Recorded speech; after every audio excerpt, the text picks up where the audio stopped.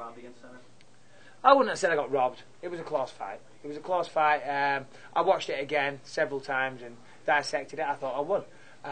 But it happens a lot. That's the nature of the beast. It's the way the sport goes. And fair play to Chael Sonnen. You know, he had a good third round. You know, he definitely won the third round. And I thought I got 1 and 2, but they were close. They were close. You know, it wasn't decisive, and he got the decision.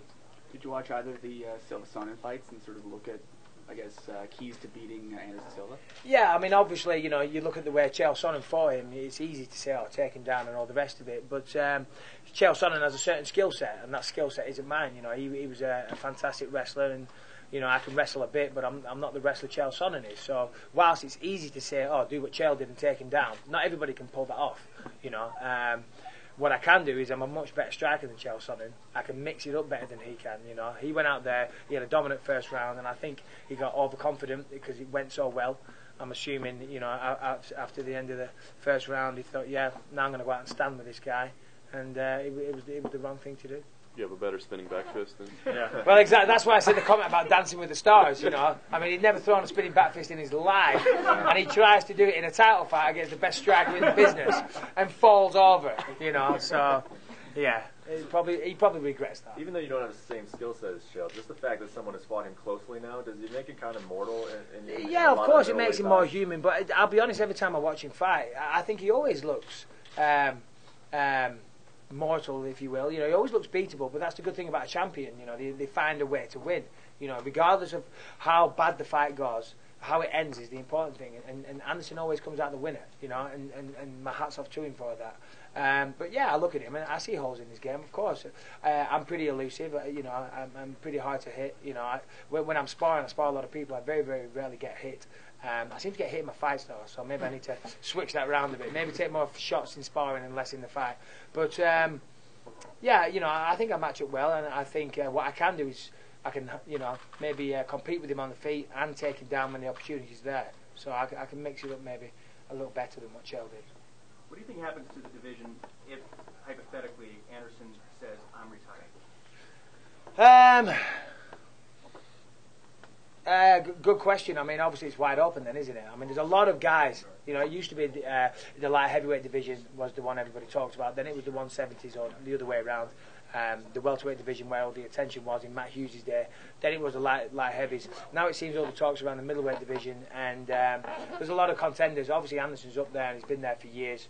But you know, there's myself, Chris Weidman, Brian Stann, Vitor Belfort, Mark Mute. The list goes on and on and on. Alan Belcher, you know. So if he was to retire, it'd be wide open for the taking, and it'd be very, very competitive. I think I match up well with all those guys I just said. You know, if I was to get the belt, I think I could hold on to it for quite a while. But obviously, you know, Anderson Silva has the belt and he's the man. You know, so no one's been able to take it off him yet. Would that be disappointing to you, though, if Anderson did retire and you didn't get... Yeah, it'd be a cloud with a silver lining, though, wouldn't it? Yeah. Let's be honest. You know, Anderson's retired. Damn, okay, I'll have the belt. You know, let's be honest. You know, yeah, listen, everybody wants to be that guy. You know, you want to be world champion, you want to beat the greatest and all the rest of it. But if you can be the champ by default, I'll take it. No, listen, if you want to be the champ, you want to take it off the... You know, you want to take that belt.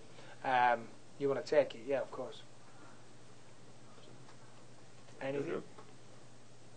I don't want to end on that. Taking the belt by default. That's not a good end, is it? The story is Bisping wants the belt by default. He wants Anderson to retire, everyone else to get injured. Well, you need a champ. Who's calling this and tweeting it? Yeah, no, exactly. Come on. Yeah, don't take me out of context there, boys.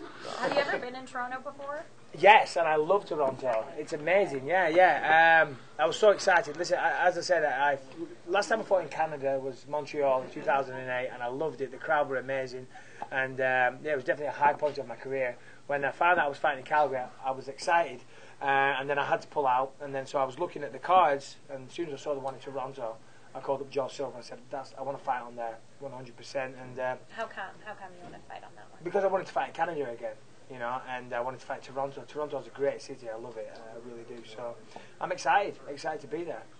Going there on Monday for the press conference, and I'm not allowed to say anything, but we're doing something pretty special as well there. So it's going to be pretty cool. I'm not allowed to say, but I'm flying back Sunday. It's pretty cool. At the press conference I'm going to come. You going to come? Yeah, Perfect. Toronto, right? Yes, Toronto. I'll be The Massey Hall. Yeah. 12:30. All right. All right, guys. Thank you very much. Perfect. Cheers. Thanks, man. Thank you so much. Cheers.